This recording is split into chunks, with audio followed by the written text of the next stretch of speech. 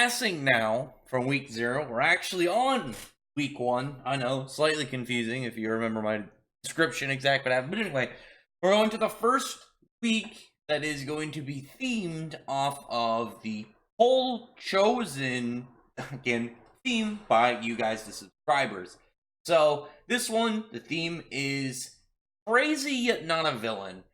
And I thought about this one first for the fairy tale one, and I wasn't too sure about it, on initial thought. Really kind of going into it, I just wanted to talk about Faust because I think he was fairy tale's weirdest antagonist. I still think that, like, when you compare throughout everything in the series, he's probably the most out of left field, like, arc opponent, and a lot of that is just kind of like when you compare a lot of the stuff throughout it, like all these dark guilds, cults, and demon worshipping groups, whatever.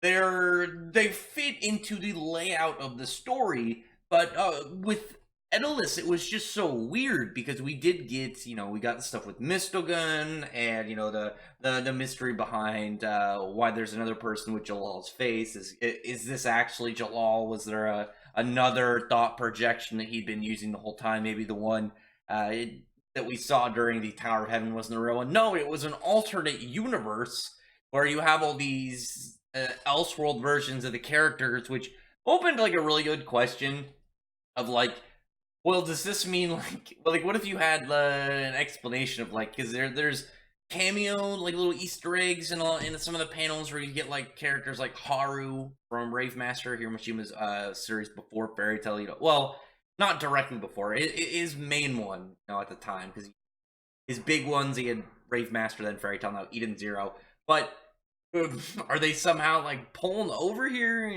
when you kind of look at that, like he now has a established way in his series to transverse into alternate universes. Like, you could have with this him have a crossover with any other series and be able to make it canon because of this existent technology. And obviously we only saw it go into Edalus, but there's still a lot of possibilities with it. But when you compare it to, again, this dude, and especially when you factor in one of, it's not brought up, I think directly in the story from what I remember. You can see it in one of the volume extras. I swear the anime mentions it, but don't quote me on that. I can't remember entirely if the anime mentions it. But Faust is actually Edalus Makarov, which brings the question up of who the guild master was in Edalus Fairy Tale. Prior, because I remember them mentioning that, the master died. Maybe it was Laxus, actually, because Laxus, he wasn't in that arc. And when you compare all the other stuff, because I don't consider him a villain, I consider him an antagonist, because he wasn't doing stuff for the sake of evil, he was doing things for his country, his kingdom. And there's one panel that I think really kind of sells that, and it's not just like an idea of him just like putting on a show. There's the part when Urza takes him hostage, and Gray and Natsu, and they're trying to get the dragon chain cannon to get fired at the Lacrima because Dragon Slayer magic, anima that turned them all into Lacrima.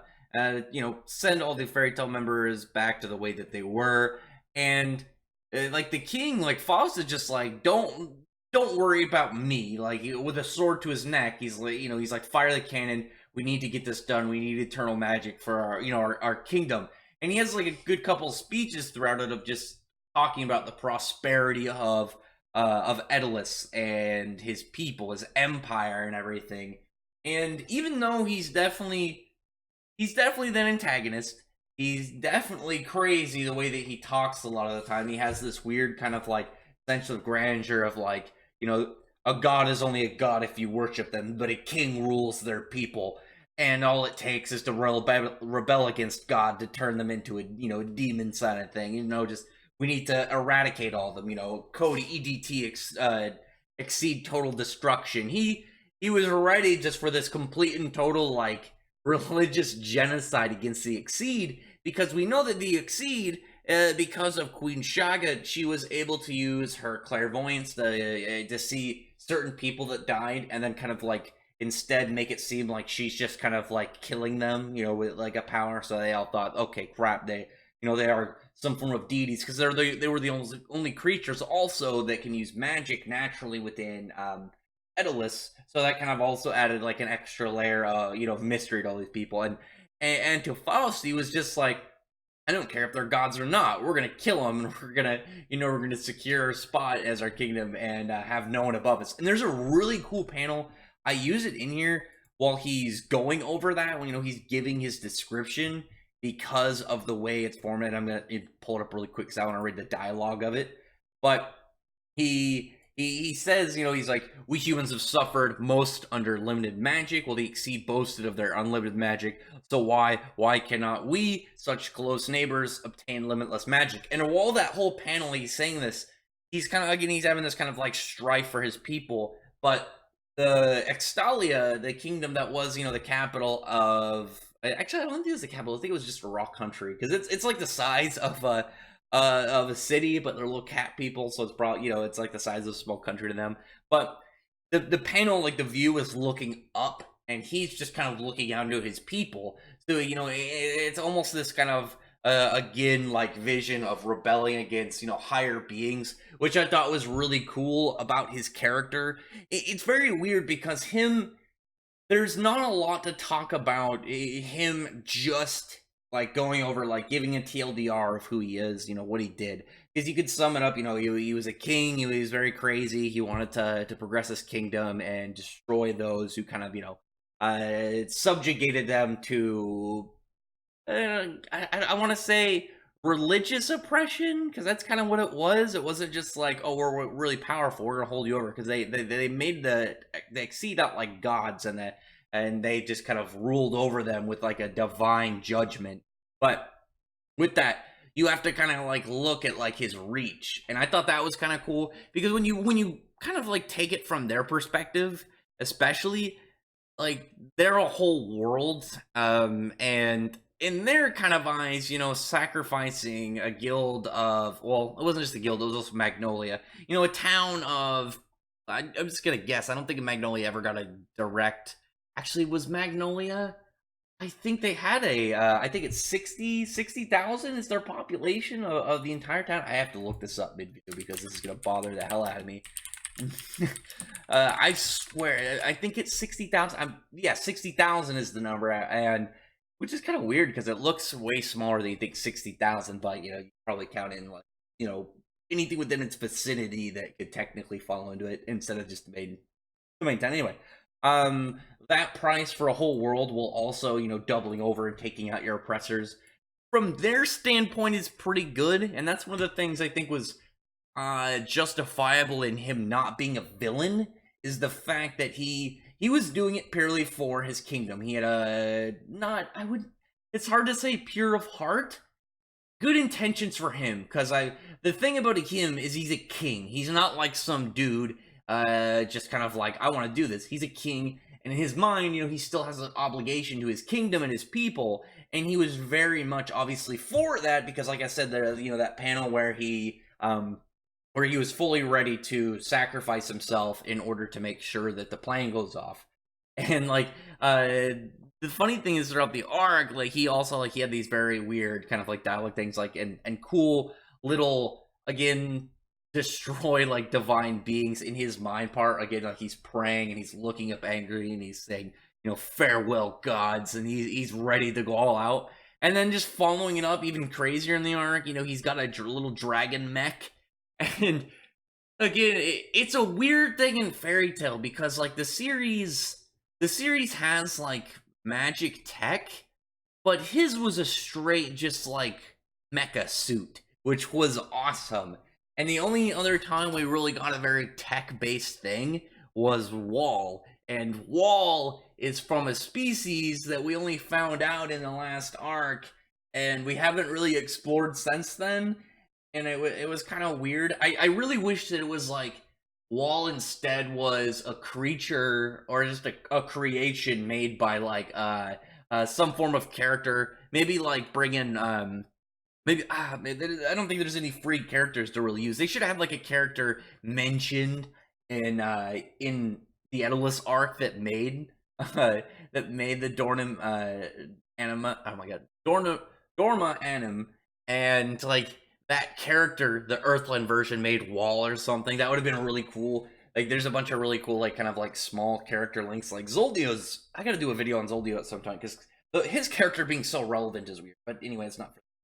I'm gonna be able to wrap this one up pretty good because while there's interesting aspects to Faust, like again, he's Makarov, but an alternate world as a crazed king who's like wanting to rebel against the gods that ruled over his people, and bring about this age of unlimited magic and prosperity to his people. I actually am. I'm more curious. Like, it probably would have been hard to convey, but like how to do. Maybe they didn't think that they should have done it. But if I was like an Edelus, I just would have been like, dude, better idea. Why don't we just all go over there? Like, go over to Earthland, maybe scout out, find a location. There's a lot of area in Fairy Tail that is unused, because when you look at like the maps, there's obviously towns, and there's probably small towns and places in between, like any markings on the maps. But you've seen like the whole kingdom, like, or not even the whole kingdom, the whole continent, all the other countries. We've only know 3 continents. We don't know how many more there are. Islands offset. You can probably pick an area in Earthland and fit multiple other like little kingdoms in there. Or again, go out and find like an uninhabited land, and he could have done so much better. Drained all the magic out of there and just been like, fuck you, Exceed, we're leaving. We don't want to deal with you. Because then they get the magic. Because obviously theirs was limited. They had to put it in items. Their bodies didn't absorb magic the same way that Earthland wizards had. But it was an unfortunate thing. Like, I can kind of get why he wouldn't, because obviously he's a kingdom. He's more for pride of his land and his people. But it would have been a better idea for him as a person. Like, I still like the arc, and I know you're probably, because some people have heard me talk about it.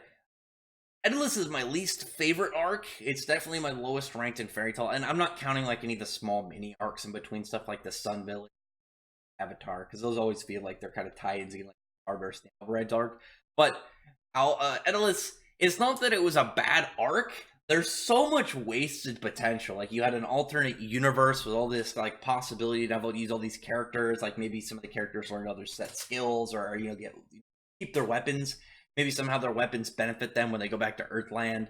It was just so like mildly explored. And I know that there's a novel. I don't know if it's canon. I imagine it's, but I'm not too sure. It just kind of like checks in with Edelus after the fact.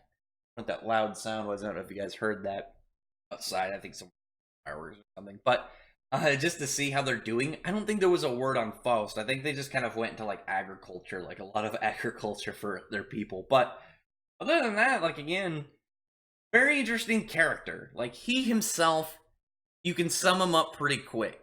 But the way that he acts, his plan, like, I really enjoyed his more of like back like king like aspect to the series, or the arc, where it was much more of commanding his people. It was about his vision, his duty to his kingdom. And then at the end, when it's like, oh shit, like maybe these are going to be the final villain, or final villains, they're going to be the arc villains, because there was a question of who's going to fight who. And then like, well, what is Faust gonna do? What's the king gonna do? And then bam, dragon mech. I figured it'd be like something like he's got like all these crazy weapons, like he's got like a suit of armor. Well, this is pretty much a suit of armor, but something more of like, oh, it somehow puts him in his prime, and he's got all these super weapons, like a guy, because he's a king. Like, you imagine like a dude holding like a big rack of weapons, and Faust is just completely switching like a boss in different. He did have the Dorna on him, like Black Heaven form, where it just turned black. The anime actually made that way cooler, because it had like a knight shield, because it means its name means dragon knight. But still really interesting. Again, I wish that we got more of Edelus. That was like one of the things that really does bother me about Fairy Tail. And it's not like it had to be there. It had to be like some huge expansive like aspect of the series, but you think it would. And I'm hoping it gets explored in the future. Like, I would love a spin-off. Like, any of the small spin-offs, like, they had, like, Twin Dragons and Saber Tooth, Road Knight. thunder gods. Like any of these, it's just like, oh, we can throw a character. Let's throw a character who's a favorite not in the guild. Who's like Kagura? Let's have Kagura go there, and maybe Kagura gets in a sword fight with Nightwalker or something. Well, I guess Nightwalker is here, but something like that. I mean, we can't do a whole lot now because they don't have magic. But you can also bring in characters from Edelus that could be like characters again out in Earthland, because like in Byron, I'm trying to remember that small little character, but it's Byron. But he was actually in the Starry Sky arc, which is canon. It's Byrov. Forgetting names really badly lately. And but he himself like was able to bring over, like, it'd be really like, he came over and was actually powerful. His Earthland version, he didn't come over. Sorry, his Earthland version. Well, I guess you could kind of compare it because Earthland Makarov versus Faust. But anyway, I need some of this video. I'm rambling at this point. But you could still bring characters over. Like maybe you have an Earthland version that's like, I like this idea, but their character, I don't really like how it turned out. Bring over their Edelus version and make them relevant. I don't know. That would have been pretty cool. But as it is, Edelus is just it's a fun arc you'd think would be bigger and had a bunch of cool characters. But again, this was the weirdest villain, I think. There's so many aspects to him that it feels like a fan fiction or an anime only arc, but no, it's directly in the canon, and it had somewhat effects on the series. I don't even think we've seen like where all the other Edelus are still. No, we haven't. We haven't seen like their kingdom. We've seen like clips of them just like farming, and they got a bit of them at the very end when they were doing the continent wide fairy sphere. So I guess they're on the continent, but other than that, like, where are they? Anyway, tell me in the comment section below what you thought about this. Again, what do you think about this character? I thought he's still cool. I like that, you see like him inside the mech pulling levers and having like little scouters and stuff. That was pretty neat. But maybe next time you do an alternate universe, just have more come out of it. Like we've gotten more out of the celestial spirits and like their handful that we've gotten against a full alternate universe. But whatever. Still love the series, still love the characters. Still enjoy this character who really just had like the one fight and like the one action part, and the rest of it he's very aggressively talking about, destroying gods and stuff. And other than that, drop a comment below, and like I said, thumbs up the video, but press the like button and the subscribe button, and check out my other videos. But I appreciate everyone who's already subscribed, and I thank you all for listening. Bye.